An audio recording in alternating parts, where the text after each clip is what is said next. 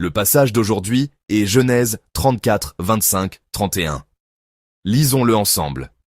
Le troisième jour, pendant qu'ils étaient en souffrant, les deux fils de Jacob, Siméon et Lévi, frères de Dina, prirent chacun leur épée, tombèrent sur la ville qui se croyait en sécurité, et tuèrent tous les mâles. Ils passèrent aussi au fil de l'épée Hamor et Sitchem, son fils. Ils enlevèrent Dina de la maison de Sitchem et sortirent. Les fils de Jacob se jetèrent sur les morts et pillèrent la ville, parce qu'on avait déshonoré leur sœur. Ils prirent leurs troupeaux, leurs bœufs et leurs ânes, ceux qui étaient dans la ville et ceux qui étaient dans les champs. Ils emmenèrent comme butin toutes leurs richesses, leurs enfants et leurs femmes, et tout ce qui se trouvait dans les maisons.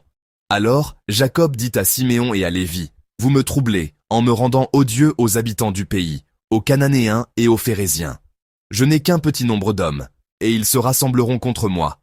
Ils me frapperont, et je serai détruit, moi et ma maison. » Ils répondirent, « Traitera-t-on notre sœur comme une prostituée ? Amen. Nous allons partager la parole de Dieu sous le titre « La vengeance, reconnaître sa souveraineté ». Il y a une philosophe du nom de Hannah Arendt. En fait, elle est aussi une ancienne élève de la même université que moi. Bien sûr, elle ne me connaît pas et je ne l'ai jamais rencontrée. En 1928, elle a obtenu son doctorat en philosophie à l'université de Heidelberg en Allemagne, sous la direction de Karl Jaspers. Cependant, la persécution nazie l'a empêchée d'enseigner et de poursuivre ses recherches, et la même contrainte a quitté l'Allemagne. Elle s'est alors exilée aux États-Unis. Par la suite, elle a écrit un livre intitulé « Eichmann à Jérusalem ». Ce livre portait le sous-titre « Rapport sur la banalité du mal ». Eichmann était un officier de la SS nazie qui a organisé méthodiquement l'Holocauste. Après s'être enfui en Argentine, il y fut capturé puis jugé à Jérusalem. Ces événements se sont déroulés aux alentours de 1960. Hannah Arendt a assisté à ce procès et a consigné ses observations sous forme de rapport dans son livre « Eichmann à Jérusalem ». En assistant à ce procès, Arendt a été profondément choquée. Par quoi a-t-elle été choquée ? Avant de rencontrer Eichmann en personne, elle s'imaginait qu'un tel homme devait être un monstre. Mais après l'avoir vu au tribunal, voici ce qu'elle a écrit. Eichmann n'était pas un monstre. L'Eichmann qu'Arendt a rencontré n'était pas un démon maléfique, mais simplement un homme terriblement ordinaire. Il incarnait même l'archétype du fonctionnaire ennuyeux et médiocre. Tout au long de son procès, il n'a cessé de répéter « Je n'ai fait que suivre les ordres ». Après avoir assisté à ce procès, Arendt est parvenue à la conclusion suivante. Le mal naît de l'obéissance irréfléchie. Eichmann n'a pas profondément réfléchi à la signification ou à la moralité de ses actes. Il s'est contenté de suivre les procédures légales et administratives, s'y consacrant entièrement, sans aucune conscience morale de ses crimes. C'est ainsi qu'Arendt a développé sa pensée. Arendt a défini cela comme la banalité du mal. Le mal à grande échelle n'est pas engendré par des monstres, mais par des gens ordinaires comme nous, qui obéissent aux ordres sans réfléchir ou sans esprit critique. Elle a ainsi défini le mal comme étant banal. Le mal ne vient pas de la méchanceté, mais de l'irréflexion, de l'absence de pensée. Dans ce même livre, Arendt partage également cette idée. La victime n'est pas non plus infaillible. Nous avons tendance à être bienveillants envers les victimes. Arendt souligne que même une victime peut commettre des erreurs. Les Juifs étaient des victimes, mais on ne peut pas dire qu'ils étaient sans reproche. Elle a affirmé que le préjudice doit être jugé pour ce qu'il est, et l'erreur pour ce qu'elle est. En méditant sur le texte d'aujourd'hui, j'ai pensé à Hannah Arendt. Il est difficile de prendre parti pour l'un ou l'autre des personnages du passage d'aujourd'hui. Celui qui semble être l'agresseur devient victime, et la victime inflige une cruauté inouïe. En examinant un par un ces personnages, accueillons la grâce que Dieu nous donne ce matin. D'abord, considérons la position des fils de Jacob, principalement Siméon et Lévi. La raison pour laquelle Siméon et Lévi sont au centre de l'action est probablement que Dina, qui a subi ce terrible outrage, était leur propre sœur, fille de Léa. Ils sont, avec Dina, des victimes. Ils étaient furieux de l'acte odieux commis contre leur sœur bien-aimée et ont décidé de se venger. Honnêtement, si un membre de notre famille vivait une telle chose, qui n'éprouverait pas les mêmes sentiments? Cependant, eux non plus ne restent pas seulement dans la position de victime. Bien qu'ils soient des victimes et que leur réaction soit humainement très compréhensible, nous ne pouvons pas totalement prendre leur parti. Premièrement, ils ont utilisé la Sainte Alliance de Dieu comme un outil pour leur vengeance personnelle. et plus précisément, comme un outil de massacre, un massacre qui a anéanti une ville entière. Ils ont fait preuve d'une cruauté extrême. Ils ont exigé par ruse la circoncision de tous les hommes, puis les ont attaqués alors qu'ils étaient affaiblis par leurs blessures. Au-delà du mensonge, ils ont profané la circoncision, la sainte alliance de Dieu, en la détournant en un piège mortel. De plus, ils ne se sont pas contentés de venger Dina. Ils ont massacré et pillé. Lisons ensemble les versets 28 et 29 de notre passage d'aujourd'hui. Lisons ensemble. Ils prirent leurs brebis, leurs bœufs et leurs ânes, ceux qui étaient dans la ville et ceux qui étaient dans les champs. Ils enlevèrent aussi toutes leurs richesses, leurs enfants et leurs femmes, et tout ce qui se trouvait dans les maisons. Amen. Le prétexte était la vengeance pour leurs sœurs, mais leurs actions ne se sont pas arrêtées là. En utilisant l'alliance de Dieu comme un stratagème, ils ont massacré tous les hommes de la ville et ont pillé non seulement leurs biens, mais aussi leurs enfants et leurs femmes. Leurs actes dépassent de loin le cadre de la vengeance pour leurs sœurs. Au début, ils étaient des victimes, mais désormais, personne ne pouvait plus les voir comme de simples victimes. Car ils étaient devenus, à leur tour, de cruels agresseurs. Face aux agresseurs qui leur avaient causé du tort, ils ont infligé une agression bien plus cruelle que le tort qu'ils avaient subi. La vengeance humaine a tendance à prendre cette forme. On invoque un prétexte, mais bientôt ce prétexte disparaît, ne laissant que ses propres émotions et sa cupidité à nu. Et cette cupidité crée de nouvelles victimes, jusqu'à ce que les rôles de victime et d'agresseur s'inversent. Telle est la nature de la vengeance humaine. Alors, qu'en est-il de ceux qui sont dans le camp opposé? Face au fils de Jacob, nous avons Sichem, le fils qui a commis l'acte odieux contre Dina, et son père Hamor. Qu'en est-il d'eux? Sont-ils simplement des agresseurs? En fait, si nous regardons leurs actions, nous découvrons un aspect complètement différent. Violer une femme est un acte maléfique impardonnable qui détruit la vie d'une personne, mais ils ont essayé de prendre leurs responsabilités envers Dina. Sichem est venu trouver Jacob pour épouser Dina, et il a proposé de donner tout ce qui serait demandé. Cette proposition semble aboutir à un accord. Bien que ce fût une ruse, les fils de Jacob avaient dit « Si seulement vous vous faites circoncire, vous serez comme nous, et nous pourrons vous donner notre sœur. » C'est pourquoi tous les hommes de la ville se firent circoncire et souffraient de leurs blessures. C'est à ce moment-là qu'ils furent attaqués par Siméon et Lévi. Tous les hommes de cette ville furent massacrés, et tous leurs biens, leurs enfants et leurs femmes furent pillés. L'agresseur est devenu victime. Le traité de paix a été rompu. Ils avaient fait confiance et conclu une alliance, mais cette alliance est devenue leur faiblesse, et la ville entière a subi une grande calamité, un immense désastre. Mais, mes chers frères et sœurs, est-ce tout? Si l'on met de côté l'affaire de Dina, Sichem et Hamor, sont-ils simplement des gens bienveillants? Sont-ils vraiment des victimes naïves? En réalité, ce n'est pas le cas.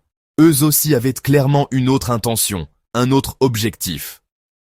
Lisons ensemble le verset 23. Leurs troupeaux, leurs biens et tout leur bétail ne seront-ils pas à nous? Acceptons seulement ce qu'ils nous demandent, et ils habiteront avec nous. Amen. Eux aussi avaient quelque chose à gagner de cette promesse de paix.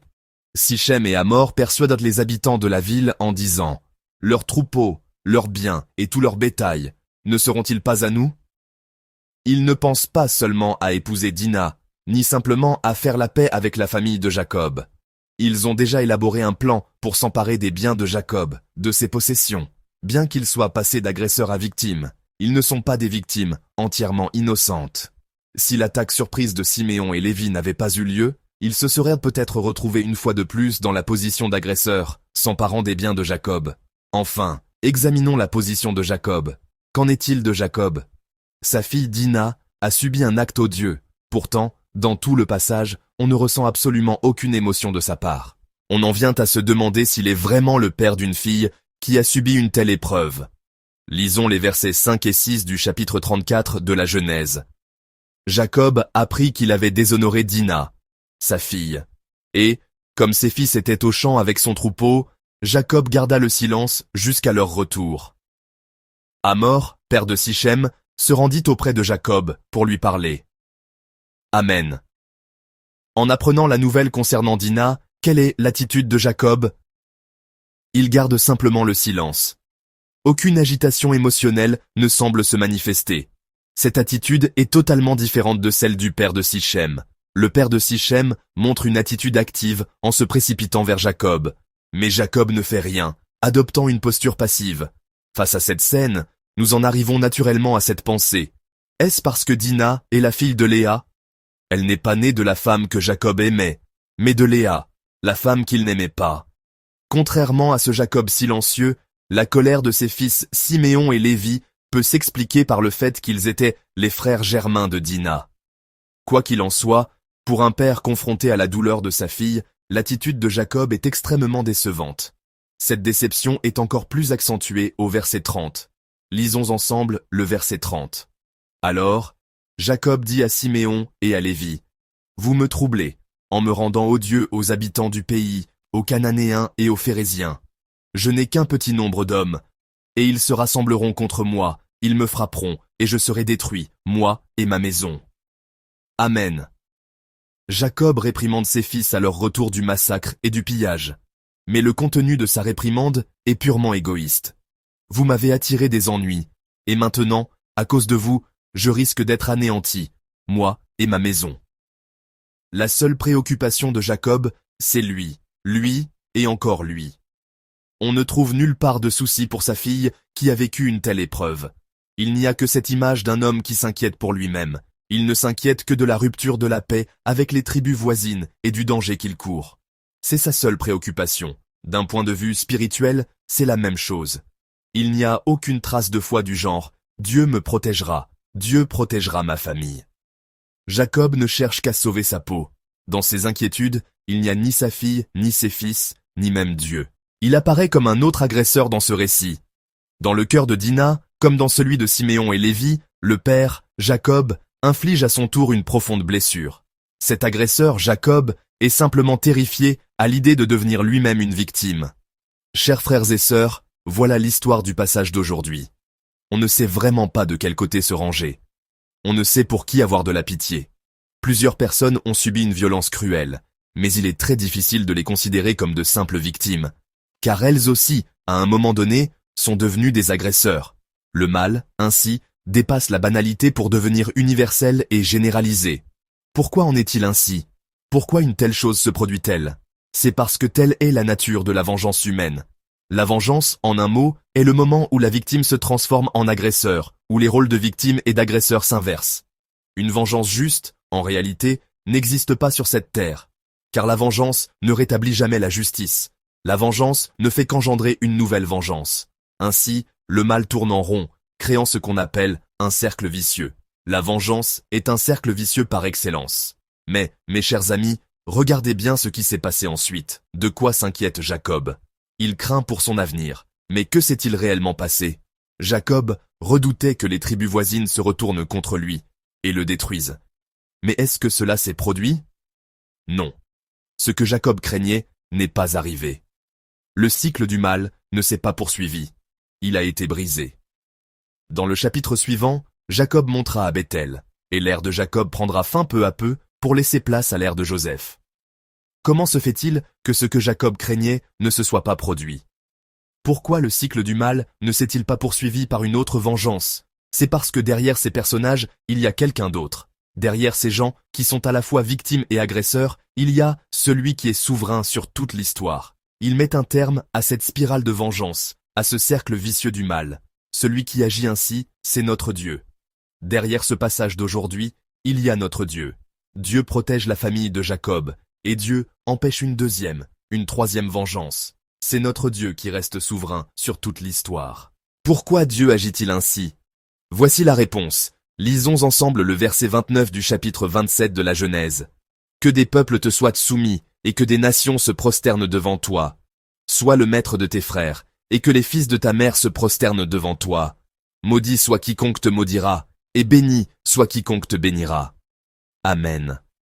Isaac, pensant bénir Ésaü, a donné à Jacob la bénédiction du droit d'aînesse. Il est dit dans cette bénédiction, « Maudit soit quiconque te maudira ». Dieu a ainsi transmis à Jacob la même bénédiction qu'il avait accordée à Abraham. Cette bénédiction accompagne toujours Jacob. Celui qui maudit Jacob sera maudit par Dieu. De plus, à Bethel, Dieu lui a fait cette promesse. C'est le verset 15 du chapitre 28 de la Genèse. « Voici, je suis avec toi, Je te garderai partout où tu iras, et je te ramènerai dans ce pays. Car je ne t'abandonnerai point, que je n'ai exécuté ce que je te dis. Amen. Dieu a promis de garder et de protéger Jacob, et de ne jamais l'abandonner. À ce moment de l'histoire, il n'oublie pas cette promesse, et il la tient. Si une nouvelle vague de vengeance ne s'est pas abattue sur Jacob, ce n'est pas parce que Jacob était fort ou bon, mais parce que Dieu n'avait pas oublié sa bénédiction et sa promesse. Dans le passage d'aujourd'hui, il n'y a pas une seule personne digne de confiance. Ni Hamor et Sichem, qui sont des Cananéens, ni Siméon et Lévi, ni même Jacob, ne sont fidèles. Personne n'est fiable.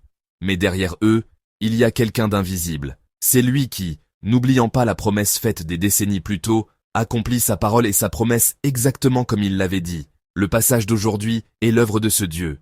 Jacob n'est pas encore mature, il ne semble pas avoir beaucoup de foi. Face à la crise, il se montre incapable de faire confiance à Dieu. Cependant, la promesse de Dieu est tenue et sa bénédiction s'accomplit. Non pas parce que Jacob est fidèle, non pas parce que Jacob est digne de confiance, mais uniquement parce que notre Dieu est fidèle. C'est parce que notre Dieu est fidèle que cette bénédiction se poursuit et que cette promesse se réalise. Chers frères et sœurs en Christ, quelle grande consolation cela nous apporte. Car nous aussi, nous sommes souvent comme Jacob. Nous sommes imparfaits, faibles et souvent chancelants. Mais malgré notre faiblesse, la promesse ne change pas. Malgré notre imperfection, la bénédiction n'est pas annulée. Même si nous sommes faibles, Dieu est toujours fidèle. Même si nous sommes imparfaits, Dieu est parfait. La promesse n'est pas rompue à cause de notre manque de fidélité. La promesse reste valide grâce au Dieu fidèle. La bénédiction n'est pas annulée à cause de notre faiblesse. La bénédiction demeure sur nous grâce au Dieu parfait. Sa fidélité et sa perfection accompliront la promesse et réaliseront la bénédiction. Dans cette histoire où n'apparaissent que des personnes imparfaites et faibles, nous découvrons paradoxalement un Dieu parfait et fidèle. Ce Dieu parfait et fidèle est avec nous aujourd'hui. Le croyez-vous ? Je prie au nom du Seigneur que cette semaine soit une semaine de victoire, non pas grâce à ce que nous sommes, mais grâce à la fidélité de Dieu. Je prie au nom du Seigneur que cette semaine soit une semaine où vous jouirez de la bénédiction que Dieu a promise, de la bénédiction qu'il désire déverser sur nous, indépendamment de qui nous sommes. Pensons à la parole qui nous a été donnée et prenons un moment pour prier ensemble. Tournons tous nos regards vers le Dieu fidèle. Même lorsque nous sommes faibles et que nous chancelons, Dieu se souvient toujours de l'alliance qu'il a faite avec nous. Et il désire nous bénir. Demandons-lui que cette semaine soit une semaine de victoire et de bénédiction, non pas grâce à ce que nous sommes, mais grâce à sa fidélité. Prions ensemble. Prions. Seigneur d'amour, toi qui brises le cycle du mal pour instaurer le règne de ta grâce, nous te remercions. Nous sommes encore si imparfaits et si faibles. Il y a tant de moments où nous pensons avoir la foi, mais où nous chancelons. Mais Seigneur, même si nous chancelons, toi, tu ne chancelles pas. Même si nous ne sommes pas fidèles, toi, tu es toujours fidèle. Nous avançons en nous appuyant non pas sur ce que nous sommes, mais sur ta fidélité, Seigneur. Nous croyons que tu accompliras la promesse qui nous est destinée et que tu nous combleras de ta bénédiction. Fais que cette semaine soit une semaine de victoire où nous expérimenterons l'accomplissement de tes promesses et la plénitude de ta grâce. Nous prions au nom de notre Seigneur Jésus-Christ. Amen.